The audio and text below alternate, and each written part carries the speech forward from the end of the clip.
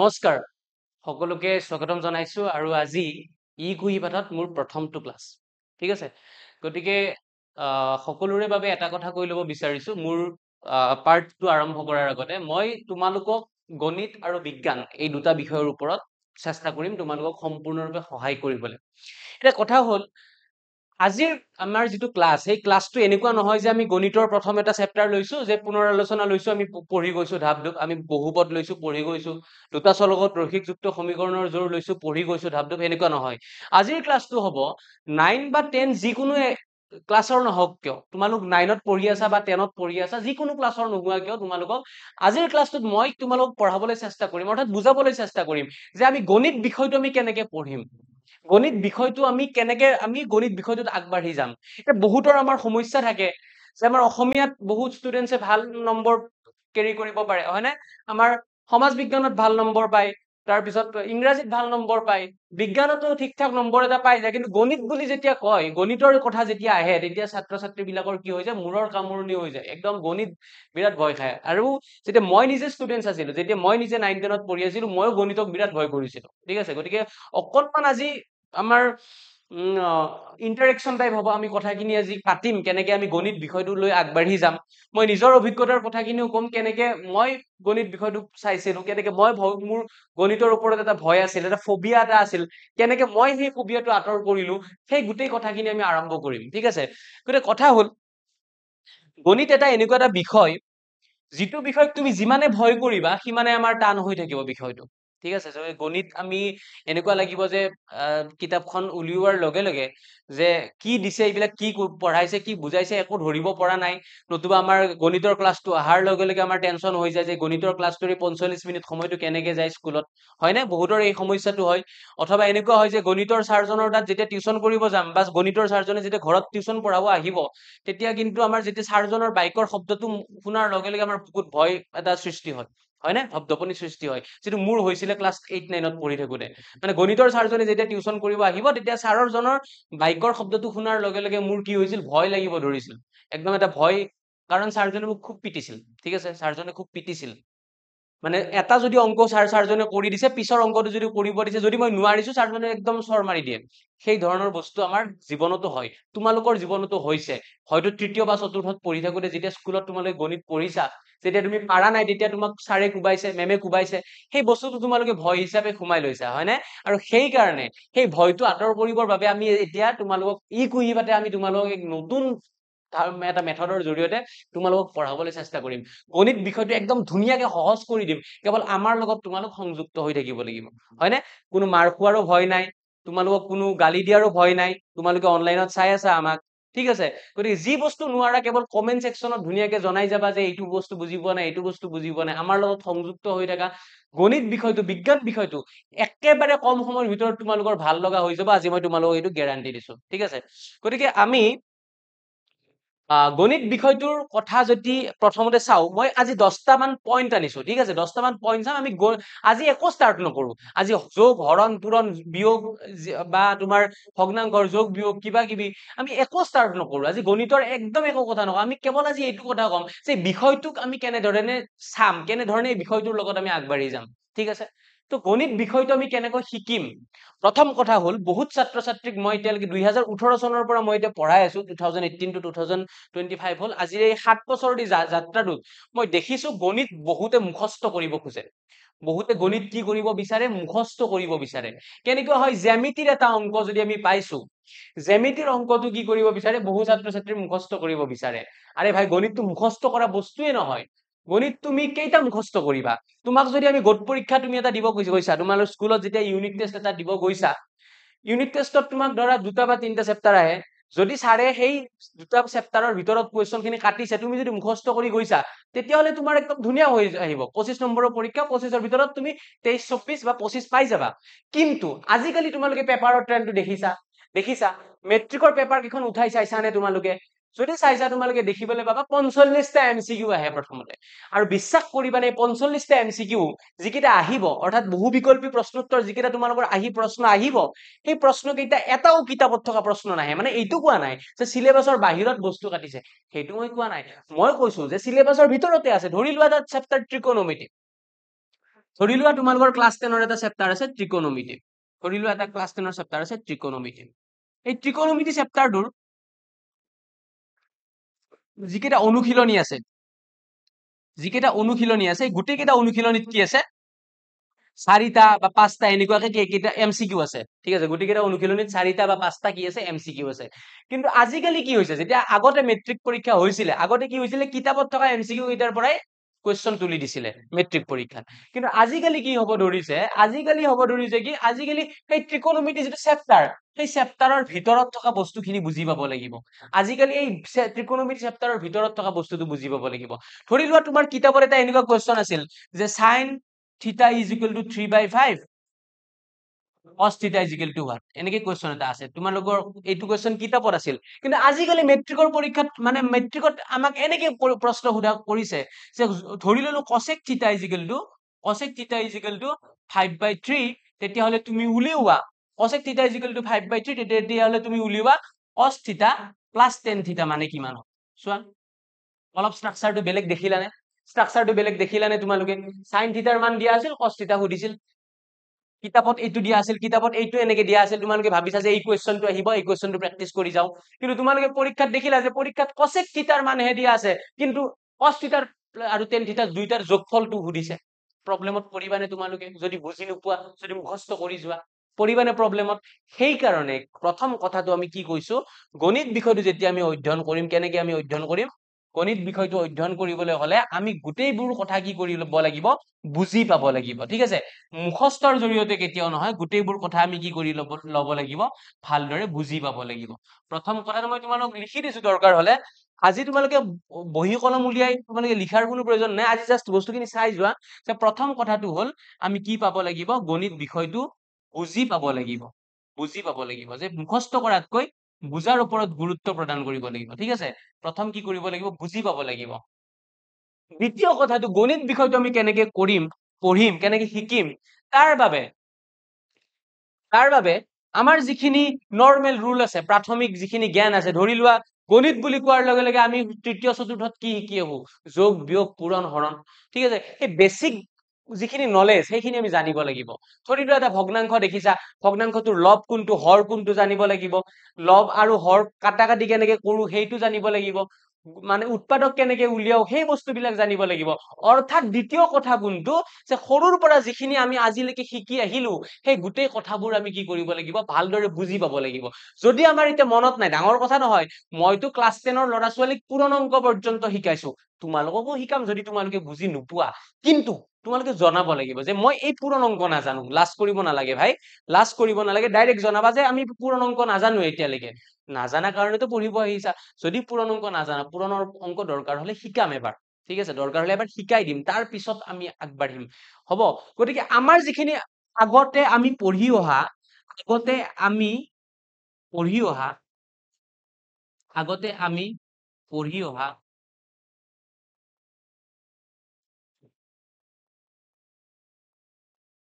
অধ্যায়বোৰৰ সম্পূৰ্ণ জ্ঞান লাগিব। অধ্যায়বোৰৰ সম্পূৰ্ণ জ্ঞান লাগিব।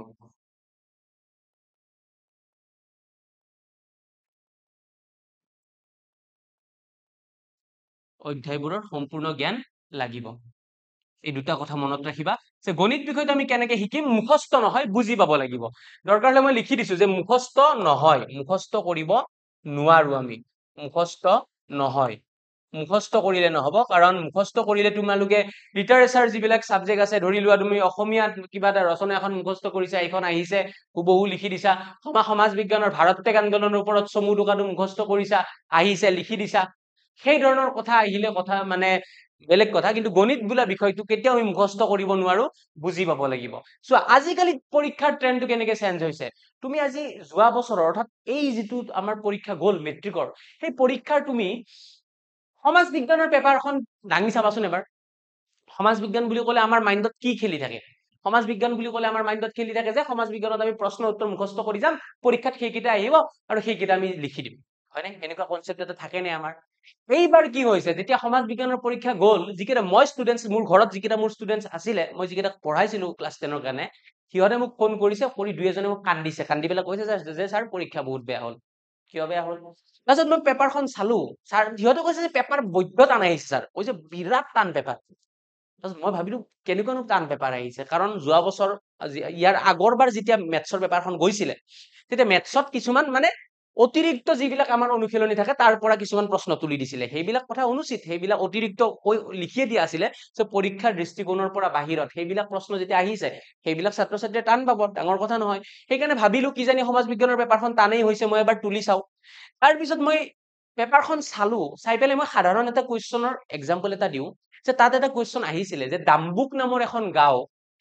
ধৰি লোৱা তুমি ডাম্বুক নামৰ গাঁও এখনত আছা, আৰু ডাম্বুক নামৰ গাঁওখনত কি কৰে যে হিন্দু মানুহখিনিক বিনামূলীয়াকৈ চিকিৎসা প্ৰদান কৰা হয়, কিন্তু হিন্দু ধৰ্মৰ বাহিৰে অন্য ধৰ্মৰ মানুহবিলাকক বিনামূলীয়াকৈ চিকিৎসা সেৱা প্ৰদান কৰা নহয়। তুমি ইয়াৰ ওপৰত কি মতামত দাঙি ধৰিব বিচাৰিছা? ভাৰতবৰ্ষৰ দৰে এখন দেশত এই কথাটো উচিত নে? এনেকুৱা ধৰণৰ এটা প্ৰশ্ন আহিছিল। সেই প্ৰশ্নটো দেখি পেলাই ল'ৰা ছোৱালী বিলাকৰ মাথা ঘূৰাই গৈছে, যে কি প্ৰশ্ন কাটিলে, কি ডাম্বুক নামৰ গাঁও, কি হিন্দু মানুহক ফ্ৰী মানে ট্ৰিটমেণ্ট দিছে, কি বেলেগ ধৰ্মৰ মানুহক ফ্ৰী ট্ৰিটমেণ্ট দিয়া নাই, বহুতৰ টেনচন। কিন্তু এই বস্তুটো ক'ত আছিল জানানে নাই তোমালোকে? এই বস্তুটো আছিল ভাৰতবৰ্ষ যে এখন ধৰ্ম নিৰপেক্ষ দেশ, সেই বস্তুটোৰ পৰাই এই কুৱেশ্যনটো কাটিছে। যদি তোমালোকক লিখিব দিলেহেঁতেন যে ভাৰতবৰ্ষ এখন ধৰ্ম নিৰপেক্ষ দেশ, চমু টোকা লিখা, তোমালোকে ধাপধুপ লিখি দিলাহেঁতেন, হয়নে? কিন্তু যেতিয়া উল্টাই কুৱেশ্যনটো সুধি দিলে যে ডাম্বুক নামৰ গাঁও এখনত হিন্দু ধৰ্মৰ মানুহখিনিক বিনামূলীয়াকৈ চিকিৎসা প্ৰদান কৰা হয়, বাকী ধৰ্মৰ মানুহক চিকিৎসা সেৱা প্ৰদান কৰা নহয়, তুমি কি ভাবা? ইয়াৰ এনচাৰ এইটোৱে হ'ব যে ভাৰতবৰ্ষ এখন ধৰ্ম নিৰপেক্ষ দেশ, য'ত আমাৰ 14ৰ পৰা 18 নং অনুচ্ছেদলৈ সমতা আৰু সমানতাৰ কথা কওঁ। গতিকে এনেকুৱা এখন দেশত এটা ধৰ্মক আমি প্ৰাধান্য দিম, আনকেইটা ধৰ্মক প্ৰাধান্য নিদিম, এইটো বেয়া কথা, হয় নে? গতিকে সকলো ধৰ্মক আমি সমভাৱে চাই পেলাই আগুৱাই যাব লাগিব, সেই কথাখিনিতো লিখিব লাগে। কিন্তু প্ৰশ্নটো অকনমান ঘূৰাই পকাই সুধিছে কাৰণে পৰীক্ষাত তোমালোকে টান পাইছা। বুজি পাইছানে? তাৰ অৰ্থ কি? আজিকালি অকল গণিত বুলিয়ে নহয়, প্ৰত্যেকটো বিষয় আমি মুখস্থ নহয়, বুজি পাবলৈ চেষ্টা কৰিব লাগিব। সেইটো হ'ব লাগিব আমাৰ ফাৰ্ষ্ট প্ৰায়ৰিটি। বুজি পাইছা? দ্বিতীয় কথা আমি কি বুলি কম? দ্বিতীয় কথা, অলপ আগতে যিখিনি মই কৈ আহিছিলো, গণিতৰ প্ৰাথমিক পৰ্যায়ৰ জ্ঞান আমি সম্পূৰ্ণ আহৰণ কৰিব লাগিব। গণিতৰ প্ৰাথমিক পৰ্যায়ৰ জ্ঞান, অৰ্থাৎ প্ৰাথমিক পৰ্যায়ৰ জ্ঞান মানে আমি কেনেকুৱা ধৰণৰ, সৰু এক্সাম্পল দিছো, ফৰ এক্সাম্পল আমি কেনেকুৱা প্ৰাথমিক জ্ঞানৰ কথা কৈছো, ধৰি লোৱা তোমালোকে যোগ বিয়োগ পূৰণ হৰণ সেইখিনি জানিব লাগিব। যোগ বিয়োগ পূৰণ হৰণ এইখিনি জানিব লাগিব। ঠিক আছে, যোগ বিয়োগটো চবে জানে, পূৰণত বহুতৰ প্ৰব্লেম থাকে আৰু হৰণততো বহুতৰ প্ৰব্লেম আছে, গতিকে এইখিনি মই এবাৰ দেখাই দিম ইয়াৰ পাছত যেতিয়া আমি ক্লাছ ল'ম। যোগ বিয়োগ পূৰণ হৰণৰ কনচেপ্ট খিনি আমাৰ ক্লিয়াৰ লাগিব, এইখিনি কনচেপ্ট আমাৰ ক্লিয়াৰ থাকিব লাগিব, কনচেপ্ট ক্লিয়াৰ থাকিব লাগিব। ঠিক আছে, তাৰপিছত আমাৰ ভগ্নাংশৰ যোগ বিয়োগ আমি জানিব লাগিব, ভগ্নাংশৰ যোগ বিয়োগ, অৰ্থাৎ ভগ্নাংশৰ বিষয়ে আমি জানিব লাগিব, ভগ্নাংশৰ বিষয়ে জানিব লাগিব।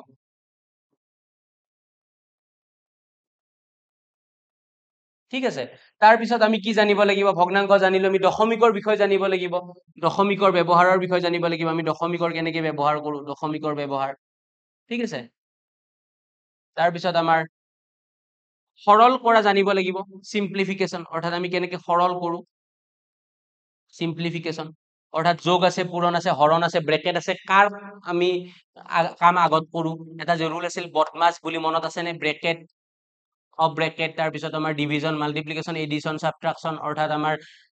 ব্ৰেকেটৰ কামটো আগত কৰো। ঠিক আছে, তাৰপিছত হৰণৰ কাম কৰো, পূৰণৰ কাম কৰো, যোগৰ কাম কৰো, বিয়োগৰ কাম কৰো, এই বদমাছ ৰুলটো যে আছিল সেইখিনি অলপ মনত পেলাই ল'ব লাগিব। তাৰপিছত চিম্পলিফিকেশ্যনৰ পিছত আমি জ্যামিতিৰ ক্ষেত্ৰত যেতিয়া যাম, যে বহুতে গণিতত জ্যামিতিক ভয় কৰে, জ্যামিতি যিখিনি আমাৰ থাকিব, ত্ৰিভুজ থাকিব, চতুৰ্ভুজ থাকিব, বৃত্ত থাকিব, বৃত্ত সম্বন্ধীয় কালি থাকিব, এই ধৰণৰ বস্তুবিলাকক আমাৰ ভয় কৰে জ্যামিতিত। ঠিক আছে, অংকন ভয় কৰে। গতিকে জ্যামিতিৰ ক্ষেত্ৰত আমি কি কৰিব লাগিব? যিখিনি বেছিক কথা সেইখিনি জানিব লাগিব, বেছিক কথা। ঠিক আছে, সেইখিনি জানিব লাগিব, জানিব লাগিব। এতিয়া বেছিক কথা বুলি কোৱাৰ লগে লগে কোনখিনি জানিব লাগিব? ধৰি ললা আমাৰ ত্ৰিভুজ বুলি আছে, ধৰি ললো এটা চেপ্টাৰ আছে ত্ৰিভুজ। ত্ৰিভুজ বুলি কোৱাৰ লগে লগে আমাৰ ত্ৰিভুজৰ প্ৰকাৰ জানিব লাগিব, ত্ৰিভুজৰ প্ৰকাৰ জানিব লাগিব, ত্ৰিভুজক কেনেকে ভাগ কৰিব পাৰি, ত্ৰিভুজৰ প্ৰকাৰৰ বিষয়ে জানিব লাগিব। ঠিক আছে, ত্ৰিভুজ কোনটো সূক্ষ্মকোণী ত্ৰিভুজ, কোনটো স্থূলকোণী ত্ৰিভুজ, কোনটো সমকোণী ত্ৰিভুজ, তাৰপিছত বাহু অনুসৰি কোনটো বিষম বাহু, কোনটো সমবাহু, কোনটো সমদ্বিবাহু, এইবিলাক জানিব লাগিব। তাৰপিছত সূত্ৰবিলাক মুখস্থ কৰিব লাগিব। আৰু কি কৰিব লাগিব? সূত্ৰ মুখস্থ কৰিব লাগিব, সূত্ৰবোৰ মুখস্থ লাগিব, সূত্ৰবোৰ মুখস্থ লাগিব। এলজেব্ৰাৰ যিবিলাক সূত্ৰবোৰ থাকে সেইবিলাক সূত্ৰবোৰ মুখস্থ কৰিব লাগিব। ঠিক আছে, এই ধৰণৰ বস্তুবিলাকৰ জৰিয়তে আমি প্ৰাথমিক যিখিনি আমি আগতে শিকি আহিছো সেই ধৰণৰ বস্তুবোৰ আমি ধৰি ললো এক্সাম্পল আমাৰ এক্সাম্পল যে এটা বস্তু আমাৰ খুব ইউজ হৈছে a plus b whole square equal to কি আমি সকলোৱে জানো a square plus 2 b plus b square কিন্তু আমি এইটো বহুতে নাজানো যে a plus b whole into a minus b এইটো মানে কি যে a square minus b square অৰ্থাৎ বীজগণিতৰ যিবিলাক সূত্ৰ আছে সেইবিলাক আমাৰ একদম মুখত থাকিব লাগিব এই ধৰণৰ বস্তুবিলাক আমি এবাৰ যেতিয়া আমি চেপ্টাৰটো পঢ়িম তাৰ আগত আমি এবাৰ শিকি ল'ম মনত পেলাই ল'ম ঠিক আছে গতিকে এই ধৰণৰ যিখিনি আমাৰ প্ৰাথমিক পৰ্যায়ৰ পঢ়িছিলো আমি প্ৰাথমিক জ্ঞান সেইখিনি আমি সম্পূৰ্ণৰূপে আহৰণ কৰি ল'ব লাগিব হ'ব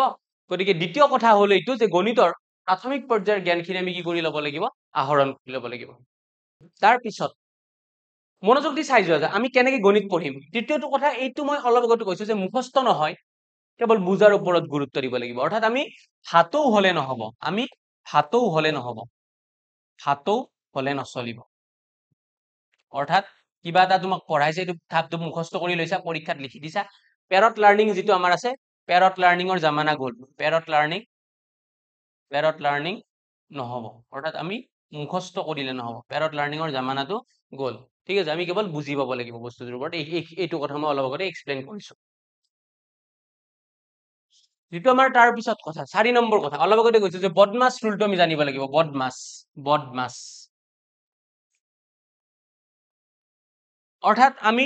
ব্ৰেকেট এইটো ব্ৰেকেটৰ কাম আমি প্ৰথমত কৰিম একদম ফাৰ্ষ্টত এইটো ব্ৰেকেটৰ ভিতৰত থকা অপাৰেচনখিনি কৰি ল'ম আমি ঠিক আছে যদি এটা অংকত এইটো ব্ৰেকেটো থাকে তাৰপিছত এইটো ব্ৰেকেটো থাকে আমি কাৰ কাম আগত কৰিম প্ৰথম আমি এইটোৰ কাম কৰিম কাৰণ এইটো ইয়াৰ ভিতৰত থাকিব ঠিক আছে ইয়াৰ ভিতৰত তেনেকে থাকিব প্ৰথম এই ব্ৰেকেটটোৰ কাম কৰিম তাৰপিছত এই ব্ৰেকেটটোৰ কাম কৰিম তাৰপিছত ডি মানে ডিভিজন ডি মানে কি ডিভিজন মানে হৰণ এম মানে মাল্টিপ্লিকেশ্যন মানে পূৰণ এ মানে এডিশ্যন যোগ এছ মানে সাবট্ৰাকশন মানে মাইনাস মনত থাকিল প্ৰথমতে এইটো ব্ৰেকেটৰ কাম কৰিম ফাৰ্স্ট সেকেন্ড এইটো ব্ৰেকেটৰ কাম কৰিম তাৰপিছত যদি হৰণো আছে পূৰণো আছে যোগো আছে বিয়োগ আছে কাৰ কাম কৰিম থাৰ্ডত হৰণৰ কাম কৰিম ফোৰ্থত কাৰ কাম কৰিম পূৰণৰ কাম কৰিম তাৰপিছত 5 নম্বৰত আমি যোগৰ কাম কৰিম আৰু 6 নম্বৰত আমি কাৰ কাম কৰিম বিয়োগৰ কাম কৰিম এইখিনি কথা মনত ৰাখিব লাগিব ঠিক আছে এই বদমাছ ৰুলটোৰ ওপৰত আমি এবাৰ মনত কৰি ল'ব লাগিব অলপ আগতে মই তোমালোকক এই কথাটো কৈছো বদমাছৰ কথাটো বদমাছ ৰুল ঠিক আছে বদমাছ আকৌ এবাৰ কৈছো বি মানে এই ব্ৰেকেটৰ কথা কৈছো ও মানে অফ ব্ৰেকেট এই ব্ৰেকেটৰ কথা কৈছো ডি মানে ডিভিজন হৰণৰ কথা কৈছো এম মানে মাল্টিপ্লিকেশ্যন মানে পূৰণৰ কথা কৈছো এ মানে এডিশ্যন মানে যোগৰ কথা কৈছো এছ মানে সাবট্ৰাকশন মানে মাইনাসৰ কথা কৈছো ঠিক আছে প্ৰথম যদি অংক এটাত এই গোটেইখিনি থাকে যে হৰণো আছে কাবাক তাৰপিছত পূৰণ চিন্তালো আছে প্ৰথমতে হৰণটো কৰিম তাৰপিছত পূৰণখিনি কৰিম তাৰপিছত যোগ তাৰপিছত বিয়োগ ঠিক আছে ভগ্নাংশৰ যোগ বিয়োগ বঢ়িয়া কথা অলপ আগতে কৈছিলো আকৌ এবাৰ এইটো লিখি আনিছো ভগ্নাংশৰ যোগ বিয়োগটো ক্লিয়াৰ থাকিব লাগিব কাৰণ তোমালোকে ক্লাছ 10ত যেতিয়া বিজ্ঞান পঢ়িবলৈ যাবা বিজ্ঞানত এটা চেপ্টাৰ আছে পোহৰ প্ৰতিফলন আৰু প্ৰতিসৰণ বুলি এটা চেপ্টাৰ আছে তোমালোকে নিশ্চয় যদি কিতাপখন আনিছা এতিয়া যোগাৰ কৰিছা অলপমান ক্লাছ 10ৰ কাৰণে পঢ়িবৰ কাৰণে এতিয়া যোগাৰ কৰিছা দেখিছা চেপ্টাৰ এটা আছে যে পোহৰ প্ৰতিফলন আৰু প্ৰতিসৰণ আৰু সেই চেপ্টাৰটো যেতিয়া তুমি নিউমাৰিকেলছ বিলাক সলভ কৰিব যাবা সাংখ্যিক প্ৰশ্নবিলাক যেতিয়া সলভ কৰিবলৈ যাবা তেতিয়া দেখিবা যে ভগ্নাংশ আহি গৈছে ভগ্নাংশৰ যোগ বিয়োগ বিলাক কৰিব লাগিব তো ভগ্নাংশৰ যোগ বিয়োগ মানে ধৰি লোৱা কেনেকে ভগ্নাংশৰ আমি যোগ বিয়োগ কৰিম এটা এক্সাম্পল দি দিছো ধৰি লোৱা আছে 3/5 প্লাস 6/5 এইটো আমি কেনেকে সলভ কৰিম তো আমি ভগ্নাংশ যোগ বিয়োগৰ ক্ষেত্ৰত আমি জানো যে ওপৰত থকাটোক লব বুলি কয় তলত থকাটোক কি বুলি কয় হৰ বুলি কয় ওপৰত থকাটোক লব তলত থকাটোক হৰ আমি কি ল'ব লাগে জানানে ভগ্নাংশৰ যোগ কৰাৰ ক্ষেত্ৰত লসাগু ল'ব লাগে কি ল'ব লাগে লসাগু কেনেকে ল'ম যে লঘিষ্ঠ সাধাৰণ গুণিতক আমি কেনেকে ল'ম যে তলত যিবিলাক হৰ থাকিব সেই হৰ কেইটাক আমি চুটি হৰণ পদ্ধতি কৰি পেলাই আমি লসাগু লওঁ মনত আছে তোমালোকৰ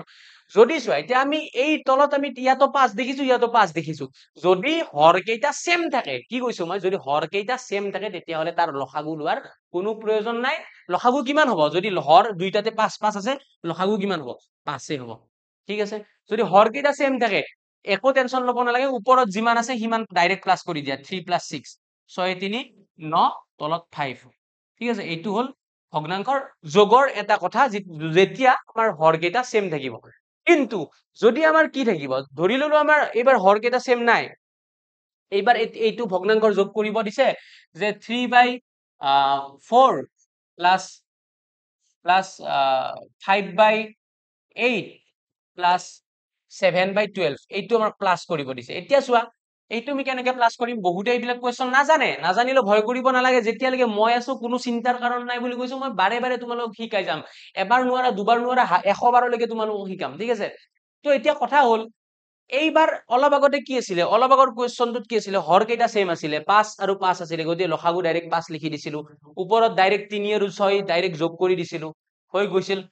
একো ভেজাল নাছিল কিন্তু এইবাৰ আমি দেখিবলৈ পালো যে এইবাৰ আমাৰ কি এটা প্ৰবলেম এটা হৈ গল যে এইবাৰ হৰ কেইটা বেলেগ বেলেগ এবাৰ 4 এবাৰ 8 এবাৰ 12 হৰ মানে কি আকৌ এবাৰ কৈছো তলত থকা কেইটা হৰ বুলি কয় ওপৰত থকা কেইটা কি বুলি কয় লব বুলি কয় এতিয়া হৰ কেইটা যেতিয়া বেলেগ বেলেগ হ'ব তেতিয়াহলে তাক কি কৰিব লাগে লসাগু আমি কেনেকে উলিয়াম বুলি কৈছো চুটি হৰণ কৰি লম বুলি কৈছো কি বুলি কৈছো চুটি হৰণ তো 4 লিখিম 8 লিখিম আৰু কিমান লিখিম 12 লিখিম লিখিলো তিনিটা লিখিলো তাৰ পিছত আমি কিহেৰে হৰণ কৰিম তাৰ পিছৰ প্ৰশ্নটো হল যে আমি ইয়াক কিহেৰে হৰণ কৰিম তুমি প্ৰথম বিচাৰা যে তিনিওটাক কিবা একে সংখ্যাৰে হৰণ যায় নেকি কি কৈছো মই যে 4 8 আৰু 12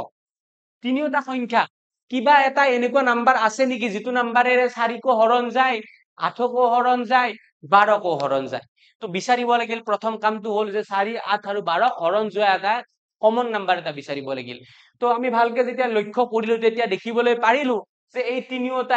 এটা কি সংখ্যা যুগ্ম সংখ্যা তিনিওটা কি সংখ্যা যুগ্ম সংখ্যা তো যুগ্ম সংখ্যা বিলাকক এটা সংখ্যাৰে হৰণ যায় কমন কথা আমি জানো সংখ্যাটো কি 2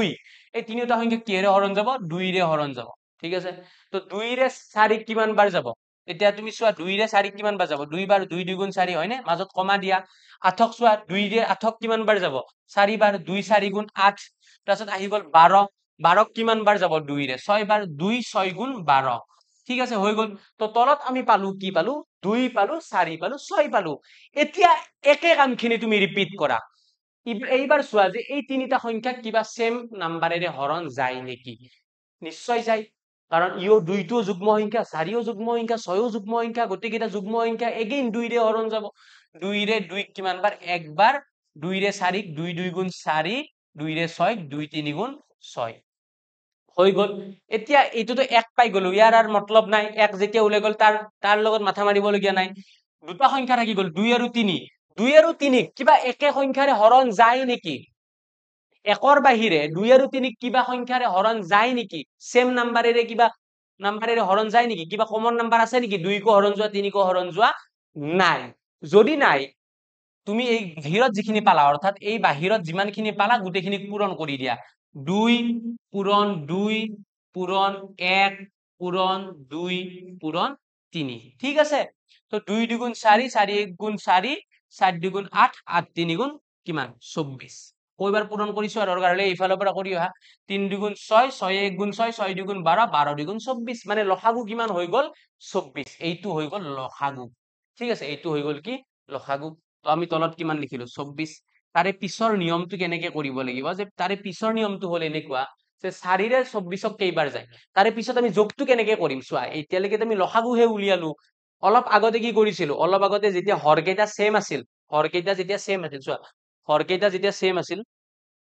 হৰকেইটা যেতিয়া সেম আছিল 5 5 ডাইৰেক্ট 5 বহাই ওপৰত 3 আৰু 6 আছিল ডাইৰেক্ট যোগ কৰি দিছিলো এইবাৰ কিন্তু সেই কামটো তুমি কৰিব নোৱাৰা এইবাৰ কি কৰিব লাগিব চোৱা এইবাৰ কি কৰিব লাগিব তুমি প্ৰথম এই ভগ্নাংশটোৰ হৰটো চাব লাগিব কিমান আছে 4 আছে এই 4 ৰে এই লসাগুটো কিমান বাৰ যায় চাব লাগিব কি কৈছো বুজি পাই আছা তোমালোকে যে এই 4 ৰে এই হৰটোৰে এই লসাগুটো কিমান বাৰ হৰণ যায় কিমান বাৰ যায় তো আমি জানো 4 ৰ ভাগখন যেতিয়া মাতো আমি গম পাম 4 6 গুণ 24 অৰ্থাৎ 4 ৰে 24ক কিমান বাৰ যায় 6 বাৰ যায় যিমান বাৰ যায় সেইটোৰে ওপৰত থকা লবটোক পূৰণ কৰিব লাগিব ঠিক আছে 6 পূৰণ 3 কি কলো বুজি পাইছা এই 6টো কৰ পৰা পালো 6টো পালো ইয়াৰ পৰা যে 4 ৰে 24ক 6 বাৰ যায় সেইকাৰণে 6 লিখিছো পূৰণ কৰিব লাগিব ওপৰত থকাটো বুজি পাইছা একদম বেছিক কথা তাৰপিছত মাজত প্লাস আছে প্লাস চিন দিয়া 8 ৰে 24ক চোৱা কিমান বাৰ যাব 8 1 গুণ 8 8 2 গুণ 16 8 3 গুণ 24 গতিকে 8 ৰে 24ক কিমান বাৰ যাব 3 বাৰ যাব 3 পূৰণ কিমান ওপৰত যিমান আছে সিমান লিখিব লাগিব ওপৰত কিমান আছে 5 আছে মাজত প্লাস চিন 12 ৰে 24ক কিমান বাৰ যাব 12 2 গুণ 24 গতিকে কিমান বাৰ যাব 2 বাৰ যাব 2 পূৰণ ওপৰত কিমান আছে 7 আছে লিখি দিয়া সেম মেথড আমি ইউজ কৰিছো বেলেগ একো কৰা নাই এতিয়া তুমি কি কৰা প্ৰথম ব্ৰেকেটৰ কাম কৰিব লাগে বুলি আমি জানো অলপ আগতে বদমাছ ৰুলত শিকি আহিছো 6 3 গুণ কিমান 18 প্লাস 5 3 গুণ কিমান 15 প্লাস 7 2 গুণ কিমান 14 হৈ গল, বুজি পাইছা? একদম বেছিক কথা। তাৰপিছত গোটেইখিনি যোগ কৰি দিয়া, 18 15 14 তিনিওটা যোগ কৰি দিয়া, 5 4 9 9 8 17 7 7 গল 1 1 1 2 3 4 ওপৰত পালো কিমান 47, ওপৰত পালো কিমান 47, তলত পালো 24, এইটোৱে হল ভগ্নাংশৰ যোগ আছিলে। ঠিক আছে, যদি বিয়োগ থাকিলহেঁতেন ওপৰত কেৱল চিনটো বিয়োগ হলহেঁতেন, বাকী সব মেথড বিলাক সেম। আমি পাছত কেতিয়াবা বিয়োগ কৰিও দেখুৱাই দিম কেনেকে আমি পঢ়িম। আজি জাষ্ট মই এটা ইন্ট্ৰডাকচন, মানে ইন্ট্ৰডাকচন টাইপৰ এটা ক্লাছ, ইন্ট্ৰডাক্টৰী ক্লাছ। তো আজি ইমান পঢ়াই নাথাকো, মই জাষ্ট কথাখিনি কৈ গৈছো। ঠিক আছে, যদি কোনোবাই বুজি পোৱা নাই চিন্তা কৰিব নালাগে, পাছত যেতিয়া আমি কোৰ্চত এন্ট্ৰি কৰিম সব একদম পানী পানী হৈ যাব, একদম টেনচন ল'ব নালাগে। তাৰপিছত বজ্ৰ পূৰণৰ প্ৰয়োগ, এটা বঢ়িয়া বস্তু। বজ্ৰ পূৰণ, এই বস্তুটোনো কি? বজ্ৰ পূৰণ কেতিয়া কৰে জানানে? বজ্ৰ পূৰণ কিয় দৰকাৰী? কাৰণ তোমালোকৰ এই চেপ্টাৰটোত ইকুৱেশ্যন বহুত সলভ কৰিব লাগিব, মানে সমীকৰণ যেতিয়া আমি সমাধান কৰিম, সমীকৰণ বিলাক সমাধান কৰাৰ ক্ষেত্ৰত এই বজ্ৰ পূৰণৰ ব্যৱহাৰ বিলাক কেতিয়াবা আমি আহি যাব, হঠাৎ আহি যাব। যে কিন্তু ক্লাছ 9 বা 10ত ডাইৰেক্ট চেপ্টাৰ নাই বজ্ৰ পূৰণ বুলি, ডাইৰেক্ট কোনো চেপ্টাৰ নাই বজ্ৰ পূৰণ বুলি। বজ্ৰ পূৰণৰ মিনিংটো এইটো যে বজ্ৰ পূৰণৰ ব্যৱহাৰটো আহিব যেতিয়া আমি অংক এটা কৰি থাকিম, তাৰ মাজত হঠাৎ বজ্ৰ পূৰণৰ ব্যৱহাৰটো আহি যাব, আৰু সেইকাৰণে আমি জানিব লাগিব বজ্ৰ পূৰণৰ ব্যৱহাৰ কি। ঠিক আছে, বজ্ৰ পূৰণৰ ব্যৱহাৰটো কেনেকুৱা যে বজ্ৰ পূৰণ আমি কেতিয়া কৰো? যেতিয়া সমান চিনৰ দুইফালে দুটা ভগ্নাংশ থাকি যায়। কি কৈছো মই? যেতিয়া যেতিয়া সমান চিনৰ দুয়োফালে সমান চিনৰ দুয়োফালে দুটা ভগ্নাংশ থাকে, দুটা ভগ্নাংশ থাকে। উদাহৰণস্বৰূপে ধৰি লোৱা আছে 3/4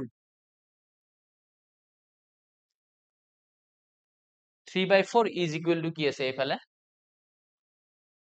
3/4 ইজ ইকুৱেল টু আমাৰ আছে এইফালে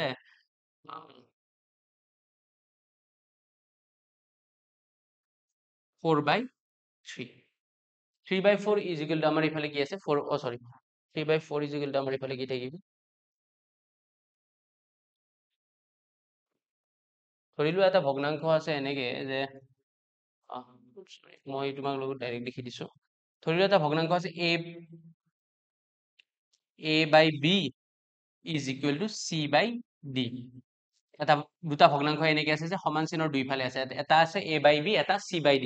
ঠিক আছে, আমি কেনেকে কৰিম এতিয়া? তাৰ পিছৰ ষ্টেপটো কেনেকুৱা হ'ব? যেতিয়া এনেকুৱা এটা ভগ্নাংশ দেখি যোৱা, তুমি সমান চিনৰ দুইফালে দুটা ভগ্নাংশ দেখি যোৱা, তোমালোকে এতিয়া মনত পেলাই চোৱাচোন এবাৰ যে এনেকুৱা আমি দেখিছো নে নাই যে সমান চিনৰ দুইফালে দুটা ভগ্নাংশ থকা কুৱেশ্যন আমি পাইছো নে নাই? অফকোৰ্চ আমি এনেকুৱা ধৰণৰ কুৱেশ্যন পাইছো। যেতিয়া পাইছো আমাৰ টেনচন হৈ যায় ন, কেনেকে আমি সলভ কৰিম? সমান চিনৰ দুইফালে যেতিয়া দুটা ভগ্নাংশ থাকিব, তেতিয়া আমি তাক সলভ এনেকে কৰিম যে ইয়াৰ লবটোৰে, মানে ইয়াৰ ওপৰত থকা সংখ্যাটোৰে, বা অৰ্থাৎ ইয়াৰ লবটোৰে এই ভগ্নাংশটোৰ হৰটোক পূৰণ কৰিম, এই ভগ্নাংশটোৰ হৰটোক পূৰণ কৰিম। কি কৈছো? এই প্ৰথম ভগ্নাংশটোৰ লবটোৰে, অৰ্থাৎ এইটো কি আছে? a আছে, কি আছে এইটো? a, এই a টোৰে এইটো ভগ্নাংশৰ হৰ কোন? d, তাক পূৰণ কৰিম। a পূৰণ d, বুজি পাইছানে? a পূৰণ d। তাৰপিছত কি কৰিম? এই ভগ্নাংশটোৰ হৰটোৰে, অৰ্থাৎ b ৰে এই ভগ্নাংশটোৰ এইবাৰ লবক পূৰণ কৰিম, b পূৰণ c। মানে এনেকুৱা হল যে ইয়াত আছিল a, এইটো ভগ্নাংশৰ লবটোৰে এই ভগ্নাংশটোৰ হৰক, আৰু এই ভগ্নাংশটোৰ হৰটোৰে এই ভগ্নাংশটোৰ লবক। বুজি পাইছানে? এনেকুৱা মানে ক্ৰছ মাল্টিপ্লিকেশ্যন, সেইটো হল বজ্ৰ পূৰণ। এতিয়া এই বস্তুটোৰ ব্যৱহাৰ কেনেকে আহে? ধৰি লোৱা এটা আমি ইকুৱেশ্যন সলভ কৰোতে পালো যে x/6 ইজ ইকুৱেল টু 2/3 এনেকে আহিল। গতিকে তোমাক সুধিছে x ৰ মান কিমান, x ৰ ভ্যালু কি? তো এতিয়া আমি ইয়াক যেতিয়া সলভ কৰিম, কেনেকে কৰিম? এই মেথডটো তুমি ইউজ কৰিব লাগিব, এই বজ্ৰ পূৰণৰ কনসেপ্টটো ইউজ কৰিব লাগিব, যে ইয়াৰ লবেৰে ইয়াৰ হৰক পূৰণ, ইয়াৰ হৰেৰে ইয়াৰ লবক পূৰণ। ঠিক আছে, এতিয়া আমাক কাৰ ভ্যালু লাগে? এই কুৱেশ্যনটোত x ৰ ভ্যালু লাগে। কাৰ ভ্যালু লাগে? x ৰ ভ্যালু। তো কি আছিলে? ইয়াৰ লবেৰে ইয়াৰ হৰক পূৰণ, অৰ্থাৎ কি আছিলে? x পূৰণ 3, তাৰ পিছত ইয়াৰ হৰেৰে ইয়াৰ লবক পূৰণ, অৰ্থাৎ 6 পূৰণ 2। ঠিক আছে, তো এতিয়া আমাক x ৰ ভ্যালুটো লাগে। x ৰ ভ্যালুটো কেনেকে পাম? xক তুমি এইফালে ৰাখি পেলাই 3টোক আমি সেইফালে লৈ যাম, সমান চিনৰ সোঁফালে লৈ যাম। এতিয়া এগেইন এটা কথা তোমালোকে জানিব লাগিব যে সমান চিনৰ বাওঁফালৰ পৰা সোঁফাললৈ অথবা সোঁফালৰ পৰা বাওঁফাললৈ যেতিয়া আমি সংখ্যাবিলাকক আনা নিয়া কৰো তাৰ আগত থকা চিনবিলাক বদলি যায় কি কৈছো আকৌ এবাৰ মনোযোগ দি শুনি লোৱা যেতিয়া আমি সমান চিনৰ বাওঁফালৰ পৰা সোঁফাললৈ অথবা সোঁফালৰ পৰা বাওঁফাললৈ সংখ্যাবিলাকক যেতিয়া অনা নিয়া কৰো তাৰ আগৰ চিনবিলাক বদলি যায় মানে সলনি হৈ যায় মানে যদি প্লাস থাকে এইফাললৈ গলে সি মাইনাস হৈ যায় অথবা এইফালৰ পৰা আহিলেও সেম কথা যদি মাইনাস থাকে সেইফাললৈ গলে সি কি হৈ যায় প্লাস হৈ যায় যদি পূৰণ হৈ আছিল সেইফাললৈ গলে সি কি হৈ যায় হৰণ যদি ই হৰণ হৈ আছিল সেইফাললৈ গলে সি কি হৈ যায় পূৰণ হৈ যায় ঠিক আছে এই বস্তুখিনি মনত ৰাখিবা মানে সমান চিনক ইফালৰ পৰা সিফাললৈ যদি আমি সলনি কৰো তেতিয়া হলে কি হৈ যায় চিনবিলাক বদলি যায় তো ইয়াত চোৱা ইয়াত চিনটো ইটো তিনিটো কি হৈছিল পূৰণ তো পূৰণটোক সেইফালে নিলে কি হৈ যায় বুলি শুনিছো মই হৰণ এইফালে 6 আৰু 2 পূৰণ হৈ আছিল 6 পূৰণ 2 এইফালে হৰণ মানে কি হৈ যাব তিনিটো তলত আহি যাব হয় না হৰণ হৈ গল তো 3 ৰে 6 কাটি যাব 3 2 গুণ 6 হয় না দুইবাৰ তো x ৰ ভ্যালু কিমান পাই গলো 2 2 গুণ 4 পাইছা বুজি একদম ইজি ঠিক আছে তো এই বজ্ৰ পূৰণৰ ব্যৱহাৰটো তোমালোকে শিকিব লাগিব বজ্ৰ পূৰণৰ প্ৰয়োগ আমি কেনেকে কৰো নিশ্চয় বুজি পাইছা কিবা যদি ডাউট আছে ধুনীয়াকৈ এবাৰ জনাই দিবা তাৰপিছত দশমিকৰ লগত চিনাকি বৰ গুৰুত্বপূৰ্ণ কথা এইটো দশমিকৰ লগত আমি চিনাকি হ'ব লাগিব এতিয়া দশমিক বুলি কোৱাৰ লগে লগে বহুতো ছাত্ৰ ছাত্ৰীৰ মাইণ্ডত টেনচন হৈ যায় যে দশমিক বোলা বস্তুটো বৰ এটা ভয়ংকৰ বস্তু হয়নে যে দশমিকটো দেখাৰ লগে লগে নৰ্মেলি আমাৰ চলি থাকে চব মানে যোগ বিয়োগ পূৰণ হৰণ আমাৰ নৰ্মেলি চলি থাকে যেতিয়া দশমিক পাই যাম দশমিক পোৱাৰ লগে লগে টেনচন হৈ যায় আমি কেনেকে কৰিম দশমিকৰ বস্তুটো আমি কেনেকে কৰিম দশমিক বুলি বস্তুটো ইমান একো ভয়ংকৰ বস্তু নহয় যে দশমিকটোৰ লগত নৰ্মেল কথাটো হল কি ধৰি ললো এটা ভগ্নাংশ আছে 6/10 এইটোক আমি দশমিকলৈ কনভাৰ্ট কৰিব লাগে কেনেকে কনভাৰ্ট কৰিম তলত চাবা তলত কি আছে কেইটা শূন্য আছে এটা শূন্য আছে তলত কেইটা শূন্য আছে এটা শূন্য আছে যদি এটা শূন্য আছে তেতিয়াহলে দশমিক আমি কেনেকে কৰিম তাক আমি দশমিকলৈ কনভাৰ্ট কেনেকে কৰিম এই যেটো 6 আছে 6 আগত কি কৰি দিম এক ঘৰ আগত দশমিক দিম এক ঘৰ আগ মানে 6 মানে এক ঘৰ নিজে হি ঠিক আছে তো আমি কি কৰিম 0.6 বুলি লিখি দিম ঠিক আছে দশমিকৰ পিছত এক ঘৰ থাকিল না মানে 6 থাকিল তো আগৰ এটা আমি দশমিক দি দিব শূন্য এটা দি দিব পাৰো দেখাত ভাল দেখিবৰ কাৰণে 0.6 ঠিক আছে এইটো আমি যদি লিখিলো হয় 6/100 ক আমি দশমিকলৈ কনভাৰ্ট কেনেকে কৰিলো হয় 6/100 এতিয়া চোৱা দুই ঘৰ আছে গতিকে 6 টো তো নিজে এক ঘৰ অৰ্থাৎ এতিয়া দুটা শূন্য আছে অৰ্থাৎ দুই ঘৰ আগত দশমিক দিব লাগিব এতিয়া ইয়াত দশমিক দিলে এটা ইয়াত কি দিব লাগিব নিজাকে এটা শূন্য দিব লাগিব তেতিয়া দুই ঘৰ হৈ গল নে 1 2 দুই ঘৰ হৈ গল আগত এটা শূন্য তুমি ভাল দেখিবৰ কাৰণে দিব পাৰা আগৰ শূন্যটো নিদিলেও কথা নাই ঠিক আছে এতিয়া তোমালোকে ধৰিব পাৰিছা যে 100 অৰ্থাৎ 12 আছে 12 ডিভাইডেড বাই 1000 এইটোক আমি কেনেকে কৰিম 12 ডিভাইডেড বাই 1000 তো চোৱা 12 মানে দুই ঘৰ হি নিজে কিন্তু শূন্য আছে তিনটা অৰ্থাৎ তিনি ঘৰ আগুৱাই আহিব লাগিব দশমিকটো তো এক ঘৰ দুই ঘৰ আৰু এক ঘৰৰ কাৰণে এটা কি দিম শূন্য দি দিম আগত দশমিকটো বহাই দিম পাইছা বুজি নিজে গতিকে দশমিক আমি এনেকে বনাম ভগ্নাংশৰ পৰা দশমিক আমি এনেকে বনাম এতিয়া আহিল দশমিকৰ যোগ কেনেকে কৰিম ধৰি ললো এটা দশমিকৰ যোগ দিছে নেক্সট আমাৰ কথা হল কি দশমিকৰ আমি যোগ কেনেকে কৰিম আমি কেনেকে দশমিকক যোগ কৰিব পাৰিম দ্বিতীয় কথা হল আমি দশমিকৰ যোগ কেনেকে কৰিম দশমিকৰ যোগ বেলেগ একো কথা নাই চাই লোৱা ধুনীয়াকে দশমিকৰ যোগ আমি এনেকে কৰিম ধৰি লোৱা 0.6 প্লাস 2.3 প্লাস 0.8 প্লাস 1.2 এনেকে দিছে বহুতে যোগ কৰিব নাজানে দশমিক কেইটা নাথাকিলে যোগ কৰি লব পাৰিলেহেঁতেন একো টেনচন লব নালাগে তো বহাই যাবা 0.6 বহাই দিয়া দশমিকত তলে তলে দশমিক বহুৱাই দিয়া আগত 2 কাষত 3 ঠিক আছে দশমিকত তলে তলে দশমিক বহাই দিয়া ইফালে 8 এইফালে 0 দশমিকত তলে তলে দশমিক বহুৱা ইফালে 2 ইফালে 1 এতিয়া যোগ কৰি দিয়া 3 10 10 3 13 13 6 19 9 হাতে গল 1 ঠিক আছে দশমিকত তলে তলে দশমিক লৈ আহা হাতে যোৱা একটো যোগ কৰি দিয়া 1 1 2 2 2 4 4.9 পাইছা বুজি দশমিকৰ যোগটো এনেকে কৰে দশমিকৰ যোগ এনেকে তো দশমিকৰ বিয়োগ কেনেকে কৰে তেতিয়াহলে দশমিকৰ বিয়োগ কেনেকে কৰে দশমিকৰ বিয়োগ কেনেকে কৰে দশমিকৰ বিয়োগ দশমিকৰ যোগ বিয়োগ পূৰণ কেনেকে কৰিম আমি দশমিকৰ বিয়োগ ধৰি লোৱা তোমালোকক দিছে যে 1.2006 মাইনাস 1.2006 মাইনাস 0.3221 এইটো মাইনাস কৰিব দিছে এতিয়া তোমালোকে চোৱা বহাই দিয়া 1.2006 বহাই দিয়া তাৰে তলত লিখি দিয়া 0.3221 এটা মাইনাস কৰিব দিছে মাইনাস কৰা 6 এক গলে 5 শূন্যত 2 না যায় বাকি নিয়ম একে কেৱল দশমিকত তলে তলে দশমিক খিনি বহাব লাগিব এই 2 ৰ পৰা ধাৰে আনা 10 ৰ 2 গল 8 হয়নে 9 থাকিল 9 ৰ 2 গল কিমান 7 এফালে 2 থাকিল 2 2 গল 0 এফালে থাকিল 1 1.2 078 পাইছা নিশ্চয় বুজি সৰি দেই ইয়াত এটা বস্তু মই ভুল কৰিলো হা ইয়াত এটা বস্তু ভুল কৰিলো ইয়াত 2 বুলি লিখিলো এটা বস্তু ৰৈ গ'ল হা ইয়াত এইখিনি লিখাত ভুল হ'ল 1.2006 আছিলে না চোৱা ক'ত ভুল হৈ গ'ল চোৱা সেইকাৰণে দৌৰা-দৌৰি কৰিলে অলপ দিগদাৰ 1 পইণ্ট ইয়াত আছিলে 2006 ইয়াত 0.3221 আছিলে হয় না তো চোৱা এইখিনিলৈকে ঠিকে থাকিল 6 ৰ 1 গ'ল 5 10 ৰ 2 গ'ল 8 9 ৰ 2 গ'ল 7 এইখিনিলৈকে ঠিকে থাকিল হা তো ইয়াত 2 টোৰ পৰা যেতিয়া আমি 1 ধাৰি নিলো থাকি গ'ল কিমান 1 মই ডাইৰেক্ট 2 মানে 2 গ'ল এনেকে পটককে স্পিডত কৰি দিলো ইয়াত 1 থাকি গ'ল হয়নে 1 ৰ পৰা 3 নাযায় এগেইন ইয়াৰ পৰা ধাৰে নিব লাগিব কাৰ পৰা এই 1 ৰ পৰা 1 টো ধাৰি নিয়াৰ লগে লগে এইটো কিমান হ'ল ইয়াত আছিল 1 হয়নে 1 টো ধাৰি নিয়াৰ লগে লগে সেইটো হৈ গ'ল কিমান 11 11 ত 3 গ'ল কিমান 8 তো দশমিকৰ তলে তলে দশমিক দিয়ে ইয়াত তো 1 টো ধাৰি নিয়াৰ লগে লগে ইয়াত 0 থাকিল তো আগত 0 আহিব বুজি পাইছানে মোৰ ক'ত ভুল হৈ গৈছিল এইকাৰণে মই পটককে ব্ৰেক মাৰি দিলো 0.8785 0.8785 ঠিক আছে তো একো ডাঙৰ কথা নহয় যেতিয়া আমি ইয়াৰ পিছত যোগ বিয়োগ পাম আৰু পূৰণ হৰণ দশমিকৰ তেতিয়া এগেইন আমি পঢ়িম হ'ব তাৰ পিছত এগেইন আমাৰ দশমিকৰ আমি পূৰণ কেনেকৈ কৰিম পূৰণটো বহুতে প্ৰব্লেম পায় কিন্তু পূৰণটো কৰি দেখাই দিছো দশমিকৰ পূৰণ কেনেকৈ কৰিম দশমিকৰ পূৰণ ধৰি লোৱা এনেকৈ আছে দশমিকৰ পূৰণ ধৰি লোৱা এনেকৈ আছে যে 1.2662 ইনটু 100 যদি এনেকৈ তুমি দেখা পোৱা কি কৰিবা যেতিয়া 1ৰ পিঠিত 0 থকা সংখ্যাৰে হৰণ কৰিব দিয়ে অৰ্থাৎ 100 1000 1 লাখ এনেকৈ যদি পূৰণ কৰিব দিয়ে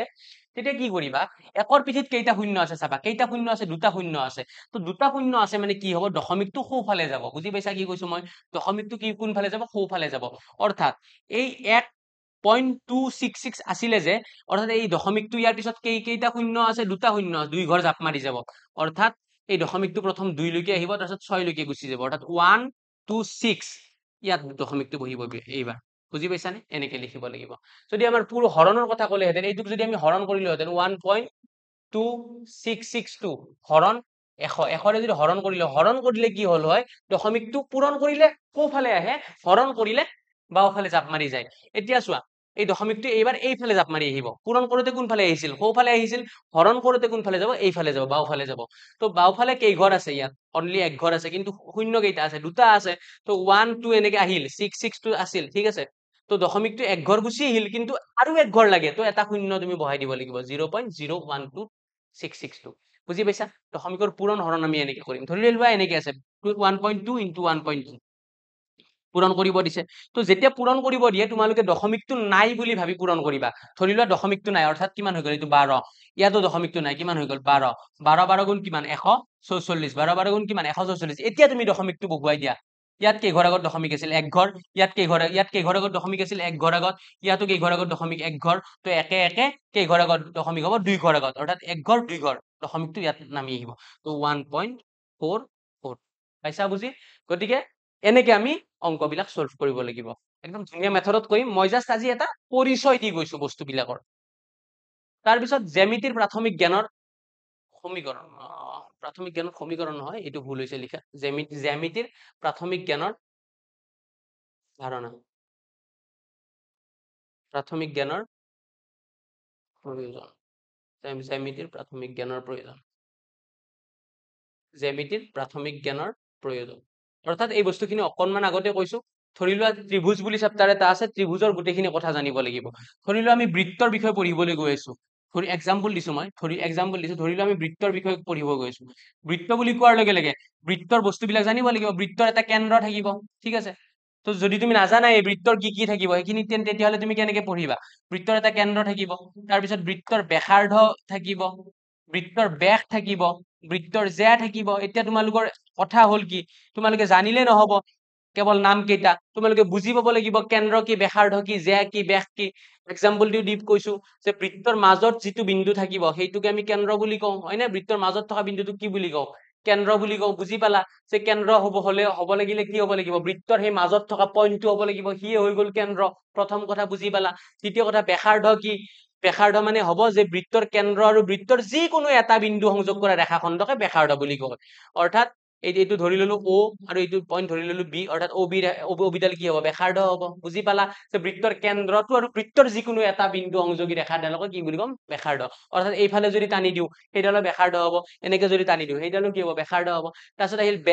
ব্যাসডাল হ'ব লাগিলে কি হ'ব লাগিব যে বৃত্তৰ কেন্দ্ৰৰ মাজেৰে যাব লাগিব, বৃত্তৰ কিন্তু যিকোনো দুটা বিন্দু সংযোগ কৰিব লাগিব। ধৰি ললো তলত এটা বিন্দু আছে, ইয়াত এটা বিন্দু আছে, ধৰি ললো এইটো P এইটো Q, গতিকে POQ এইডাল কি হ'ব ব্যাস হ'ব। কিয় ব্যাস হ'ব? কাৰণ ই বৃত্তৰ কেন্দ্ৰৰ মাজেৰে গৈছে আৰু বৃত্তৰ দুটা বিন্দু সংযোগ কৰিছে। সূত্ৰতে আছে যে বৃত্তৰ কেন্দ্ৰৰ মাজেৰে বৃত্তৰ দুটা বিন্দু সংযোগী ৰেখাডালকে কি বুলি কয় ব্যাস বুলি কয়। হৈছেনে? দুটা বিন্দু সংযোগ কৰিছে কাৰ মাজেৰে কেন্দ্ৰৰ মাজেৰে, ব্যাস হৈ গল। বুজি পালা? যে কি তেতিয়াহ'লে যে হ'ব লাগিলে ব্যাসৰ নিচিনা সেম কনসেপ্ট, কিন্তু এটা শব্দ নাই যে বৃত্তৰ দুটা বিন্দু সংযোগী ৰেখা এডালকে যে বুলি কোৱা হয়। অৰ্থাৎ যিকোনো দুটা বিন্দু সংযোগী ৰেখা হলে কি হৈ যাব ই যে হৈ যাব। ধৰি ললো নাম দিলো XY, গতিকে কি হৈ যাব যে। এতিয়া তোমালোকৰ মনত প্ৰশ্ন উদয় হব লাগিব, তেতিয়াহে জ্যামিতি বুজিব পাৰিবা।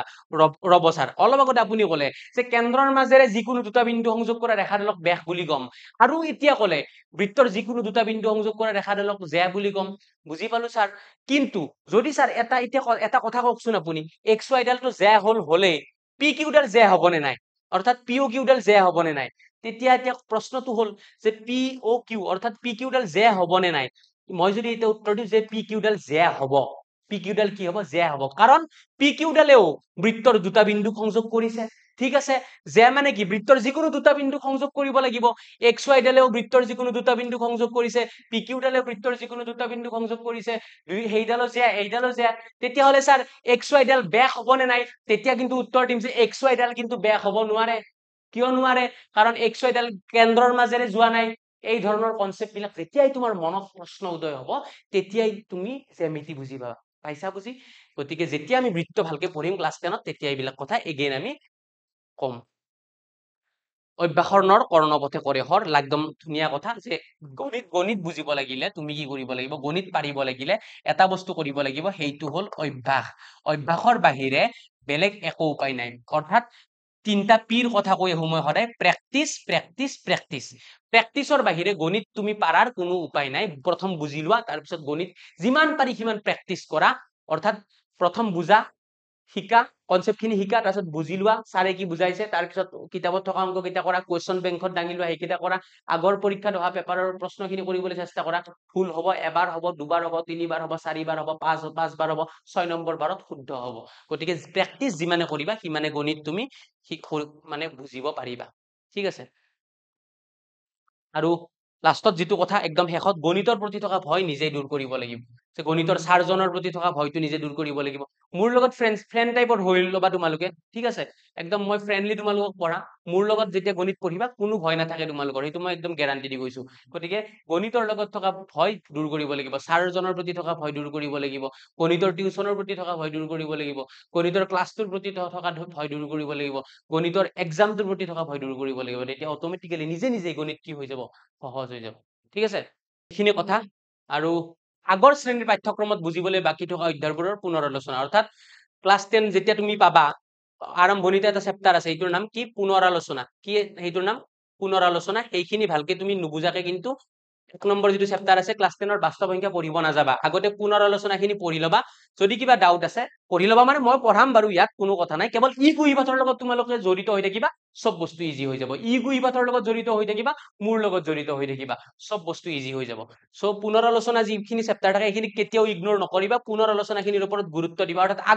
অৰ্থাৎ ক্লাছ 9ত যিখিনি পঢ়ি আহিছা সেই বস্তুখিনিৰ ওপৰত কমপ্লিট তোমালোকে কনসেপ্ট খিনি, যদি এতিয়াও কিবা কিবি নুবুজাকে ৰৈ গৈছে, এই 9ৰ পৰা 10 লৈকে যোৱাৰ মাজৰ যিখিনি 10-15 দিন সময় পাবা সেইখিনিতে তোমালোকে ক্লিয়াৰ কৰি লোৱা। লাষ্টত যিটো কথা, আমাৰ যিটো ই কুইপাঠৰ টেলিগ্ৰাম চেনেলৰ এইটো কোড তোমালোকে স্কেন কৰি পেলাই ই কুইপাঠৰ টেলিগ্ৰাম চেনেলটোত তোমালোকে জইন হৈ থাকিব পাৰিবা। তাত যিবিলাক আমি পঢ়াও তোমালোকক, সেই ক্লাছ বিলাকৰ যিবিলাক আমাৰ মেটেৰিয়েলছ থাকিব তাত চব দিয়া হ'ব। আৰু কোনদিনা কাৰ ক্লাছ থাকে, কেতিয়া কেনেকে হ'ব, মাজে মাজে টেষ্ট লোৱা হ'ব, সেইবিলাক কথা টেলিগ্ৰাম চেনেলত জড়িত মানে জনাই দিয়া হ'ব। সো এইটো স্কেন কৰা তোমালোকে এতিয়াই। টেলিগ্ৰাম প্ৰথম কামটো হ'ল টেলিগ্ৰাম ডাউনলোড দিয়া, টেলিগ্ৰাম ডাউনলোড দিয়া, তাৰপিছত এইটোক স্কেন কৰা। এইটোক স্কেন কৰা আৰু অট'মেটিকেলি তোমালোকে আমাৰ যিটো টেলিগ্ৰাম চেনেল আছে তাতে জইন হৈ যাব পাৰিবা ঠিক আছে আৰু আমাৰ কন্টেক্ট নাম্বাৰ যদি কিবা অসুবিধা পোৱা এনেকুৱা ক্ষেত্ৰত আমাৰ কন্টেক্ট নাম্বাৰ কেইটা ধুনীয়াকৈ তলত দিয়া আছে ইয়াত কন্টেক্ট কৰিবা তোমালোকক বুজাই দিয়া হ'ব কেনেকৈ তোমালোকে আমাৰ লগত জড়িত হ'ব পাৰিবা ঠিক আছে আৰু শেষত মই মোৰ পৰিচয়টো দিছো মোৰ পৰিচয়টো হ'ল নবাৰুণ কাশ্যপ মোৰ নামটো তোমালোকে যেতিয়া ই কুহিপাতৰ লগত জড়িত হবা মই তোমালোকক প্ৰত্যক্ষভাৱে লগ পাম গতিকে তোমালোকে টেলিগ্ৰাম চেনেলটোত জইন হবা ফোন নাম্বাৰত যদি কিবা সুধিবলগীয়া আছে তাতে ফোন কৰিবা আৰু মোৰ নামটো নবাৰুণ কাশ্যপ তোমালোকে মোৰো এটা টেলিগ্ৰাম চেনেল আছে পাৰ্চনেলি নবাৰুণ ছাৰ বুলি তোমালোকে যেতিয়া টেলিগ্ৰামত সাৰ্চ কৰিবা নবাৰুণ ছাৰ বুলি টেলিগ্ৰামত সাৰ্চ কৰিলে তোমালোকে মোৰ টেলিগ্ৰাম চেনেলটোতো জইন হৈ থাকিব পাৰিবা নবাৰুণ ছাৰ টেলিগ্ৰামত পাবা ঠিক আছে নবাৰুণ ছাৰ বুলি টেলিগ্ৰামত সাৰ্চ কৰিলে তোমালোকে পাই যাবা এইটো মোৰ চেনেল এটা আছে তাতো জইন হৈ থাকিব পাৰিবা তো শেষত ই কুহিপাত সায়েন্স চেনেলটো চোৱাৰ বাবে তোমালোকক অত্যন্ত ধন্যবাদ জনাইছো অতি মানে হৃদয়ৰ পৰা ধন্যবাদ জনাইছো তোমালোকক ধন্যবাদ জনাইছো আৰু আশা কৰিছো আগলৈকে তোমালোকে আমাৰ লগত জড়িত হৈ থাকিবা লগতে চেনেলটো সাবস্ক্ৰাইব কৰিব নাপাহৰিবা ভিডিঅ'টো লাইক কৰিব নাপাহৰিবা আৰু যদি বেয়া নোপোৱা লগৰ বিলাকৰ লগত ভিডিঅ'টো কাইন্ডলি শ্বেয়াৰ কৰি দিয়া ঠিক আছে ধন্যবাদ শেষত মোৰ যিটো লাইন সেইটোৰে শেষ কৰিম একেলগে শিকিম একেলগে যুঁজিম আৰু একেলগে জিকিম এৰিছো